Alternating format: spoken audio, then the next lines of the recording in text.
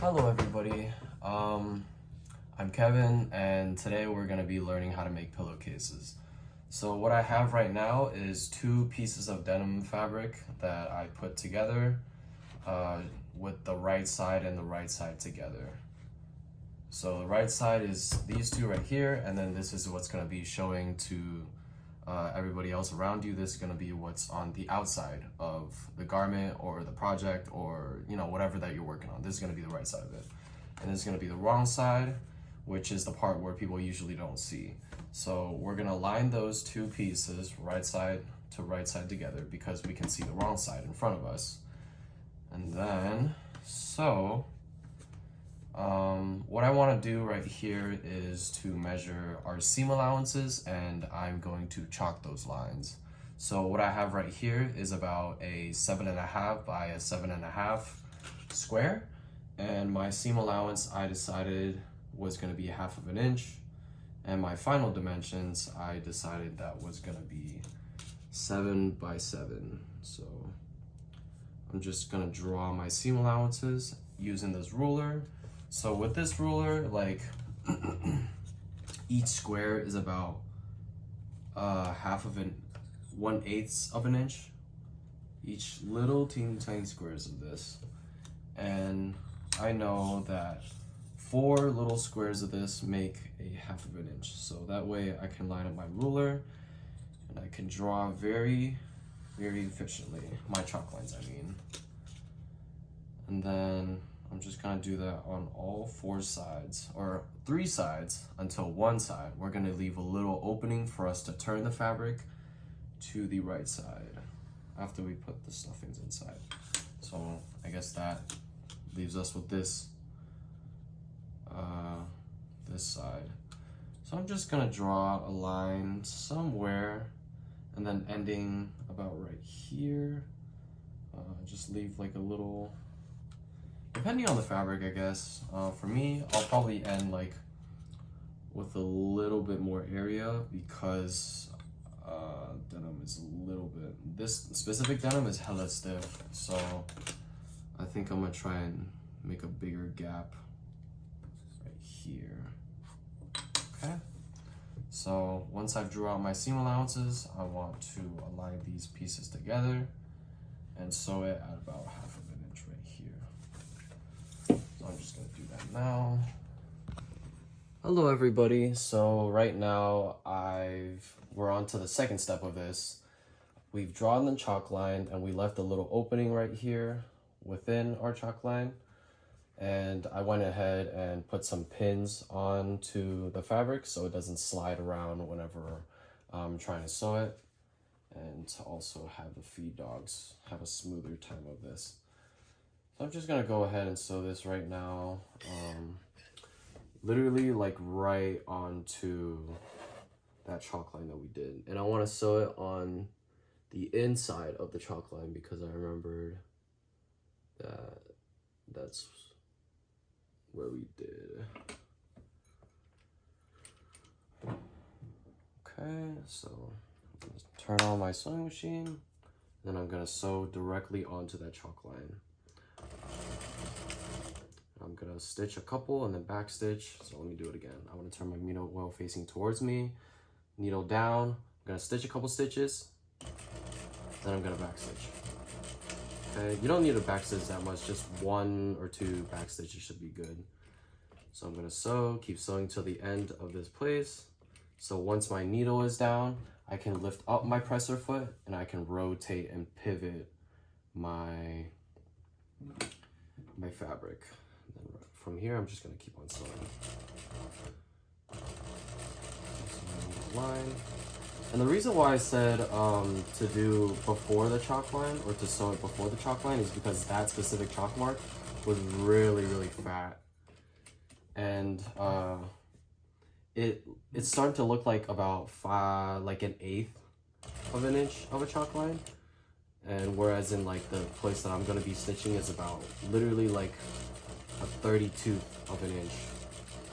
So just to get it more precise, I wanted to do it before the chalk lines were made.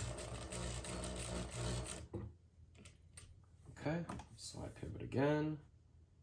Actually, let me sew another line to get that right. Okay. Once I've done that, I'm gonna keep sewing on that top line. And it's okay if you don't get it exactly onto that chalk line, just somewhere so you can actually be close to it at least. Yeah. This chalk line is kind of just like a guideline for you to follow for stitching, but as long as you're somewhere close to it, that's completely fine. So after that, I'm ending my stitch. Then I'm gonna pull my needle out, or turn my needle while facing towards me to lift up my needle. And then from here, I'm gonna lift up my presser foot, slide it to the left. Then I'm gonna clip this. So we should be done with the stitching right now. I'm not really sure if you guys can see it completely, but here is my stitching right here. It's a little hard to see, but it's right there. And yeah. All right, so hi guys. So right now I've stitched the 3 sides while leaving an opening right here. And then now, before we put the stuffing inside, I'm just gonna trim the surface or the outside of the seam allowance so I can turn it better. So I'm gonna put my pins away right now.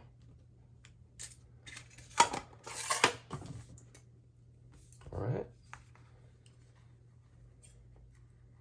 I'm just gonna trim about 1/4 of an inch. It doesn't really matter exactly how much you trim, but just enough where it'll be easier to turn while also not cutting past that stitching. Because that way, then your stitches are gonna fall out. Also, because this is denim, it's really, really thick. So definitely gonna have a harder time turning this. But yeah. Okay. So from here, I'm gonna try and turn it as best as I can. Okay, so right now I trimmed off all of the allowances and the allowances inside the wrong side to make it a little bit easier for me to turn. And then I'm just using a point turner to sharpen up the corners.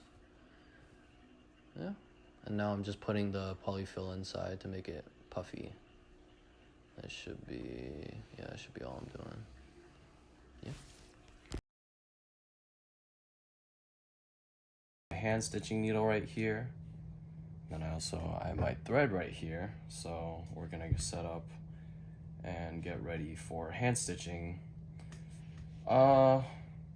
So I've already done it on my pillow, but it was really thick and I felt like it wasn't really a good demonstration. So we're gonna use this, for example. There's a folded edge right here, kind of in that scenario of slip stitching on a folded edge.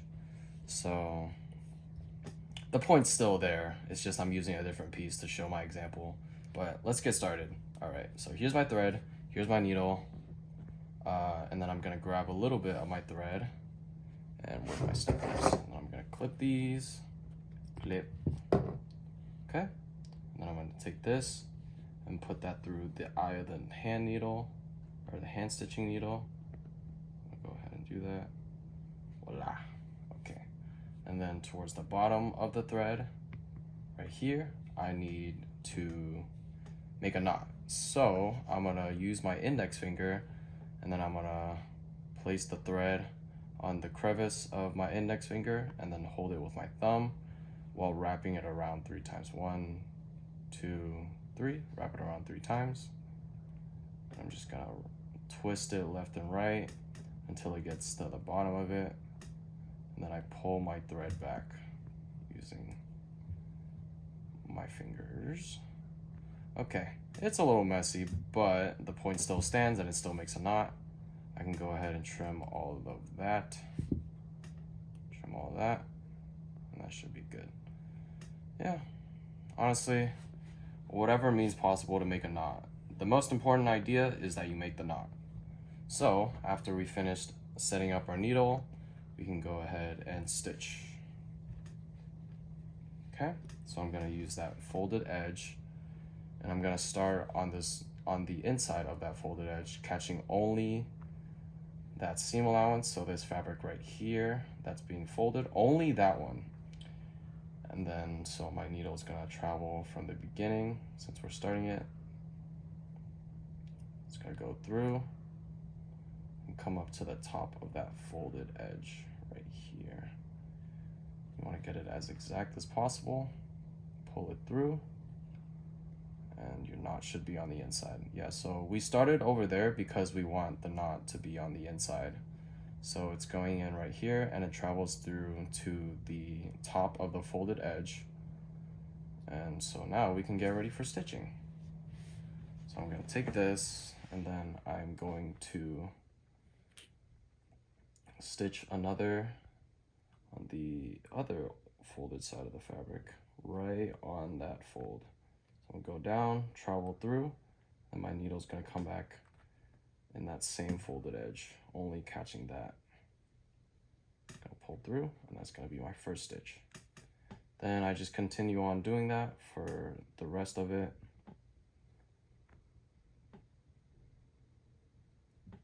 It's gonna go through.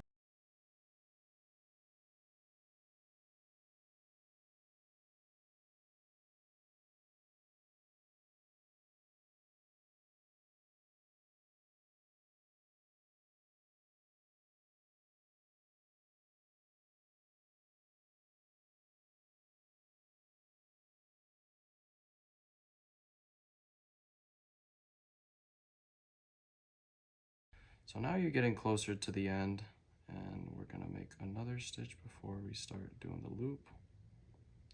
Okay. On that folded edge, come back out, okay? Okay, so now we've done almost everything, and now we have to finish our fabric. So I'm going to take another stitch, and then this time I'm going to include both the left and right side of that folded edge. So I'm just gonna make this one little stitch right here on that fold, while catching the other side as well. So, and that's gonna go through, pull your threads through, and when you're pulling your threads through, you wanna leave like a little opening right here so you can stick your needle in there. So you're gonna stick your needle in there, and then you're gonna wrap it around 3 times to secure the stitch. 1, 2, 3, okay? Then pull it down to the eye of the needle, and keep pulling, keep pulling. This thread is a little wonky. Okay, all right. Trim this part, yeah. Okay. Then after you wrap it around and pull it through, you should get this little knot right here. And then that's how you would secure the stitch. Then you clip it, clip the threads, and you should be done with your pillowcase. So this is what your final project is gonna look like. So you can see right here, and then this should be the edge that I slip stitched. Yeah, as you can see right here as well, there's the little knot in here to secure it so the stitches don't fall out. No matter how much I pull it, it's not gonna fall out. You can see the threads a little bit, but that's just because, you know, it's red threads. But yeah, here's the pillow.